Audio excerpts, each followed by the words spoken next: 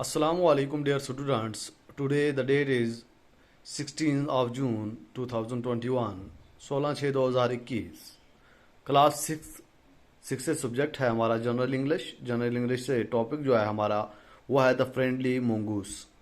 जैसा कि आप सब जानते हो इसके पहला जो है अभी है लेसन था हमने वो पढ़ लिया है अच्छे तरीके से।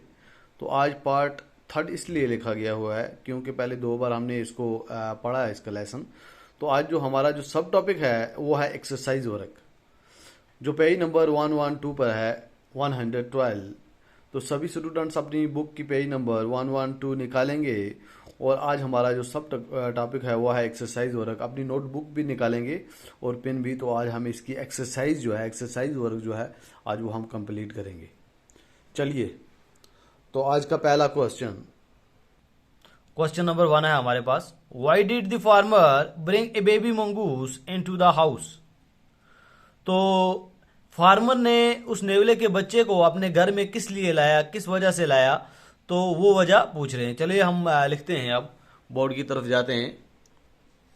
क्वेश्चन नंबर 1 का आंसर लिखेंगे हम। तो हमने यहाँ पर पहले क्वेश्चन का आंसर लिखा। जैसे कि आप जब सब जानते हो कि उस फार्मर ने उस नेवले के बच्चे को घर में क्यों लाया, क्योंकि हमने सबक में पढ़ चुके हैं। तो चलिए यहाँ पे पढ़ते हैं। The farmer brought a baby mongoose to be their son's companion in future.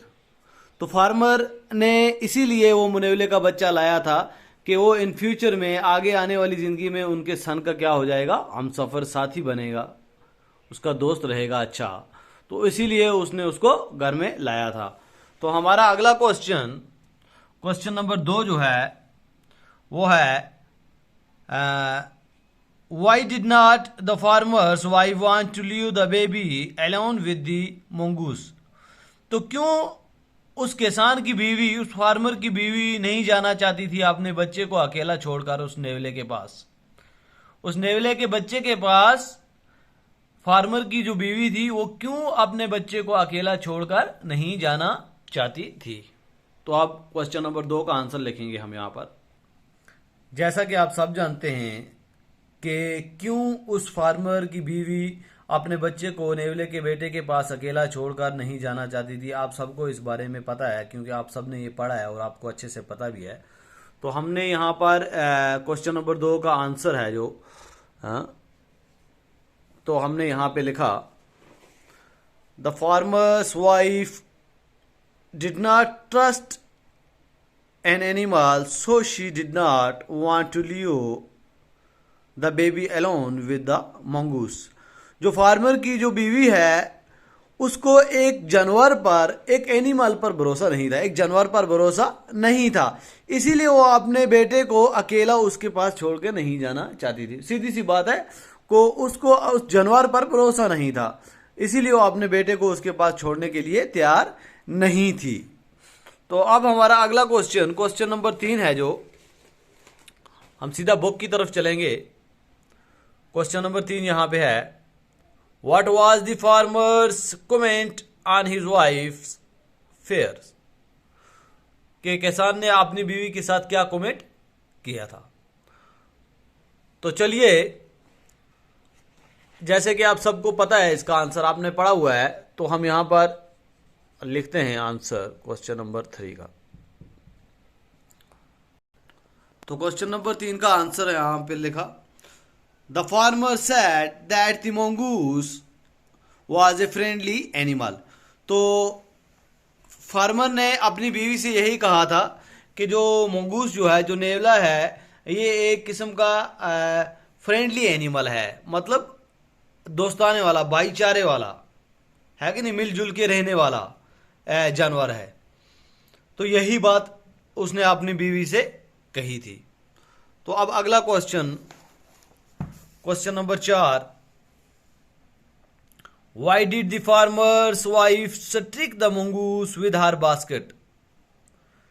तो अब यहां पे पूछ रहे हैं कि फार्मर की बीवी ने, किसान की बीवी ने क्यों नेवले को स्ट्रिक किया, मारा अपनी विद हर बास्केट, अपनी टोकरे के साथ, अपनी टोकरी के साथ उसने क्यों फार्मर के वो उसको मंगूस को मारा।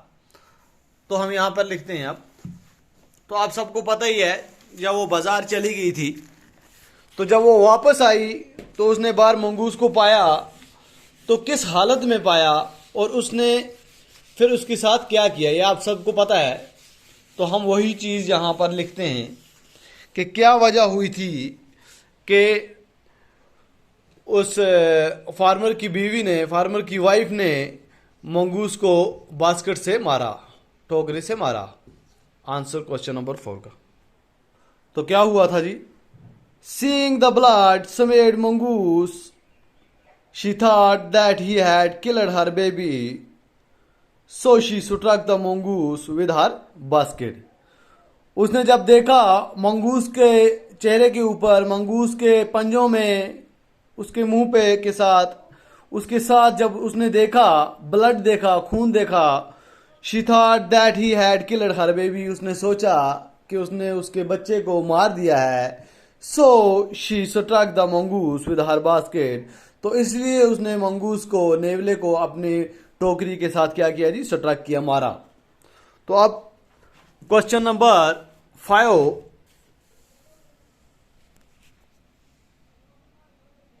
did she repent of her hasty action? How did she show her repentance? तो उसने अपने हैस्टी एक्शन पर, उसने अपनी इस जल्दबाजी वाली कार्रवाई पर तौबा की। क्या उसने अपने इस रवैये पर, इस बर्ताव पर तौबा की? तो किसने उसको अपने अपने आप को रिप्रेजेंट किया? तो चलिए हम लिखते हैं क्वेश्चन नंबर 5 को। क्वेश्चन नंबर 5 का आंसर हमारे पास, yes she repented her hasty action, she touched the dead mongoose and burst into sobbing. हाँ, उसने अपने उस जल्दबाजी वाली कार्रवाई पर तौबा की। She touched the dead mongoose and burst into सोबिंग। उसने जब टच किया उस मुर्दा मंगूस को, उसने जब टच किया मुर्दा मंगूस को, और उसकी रूह जो है वो फूट फूट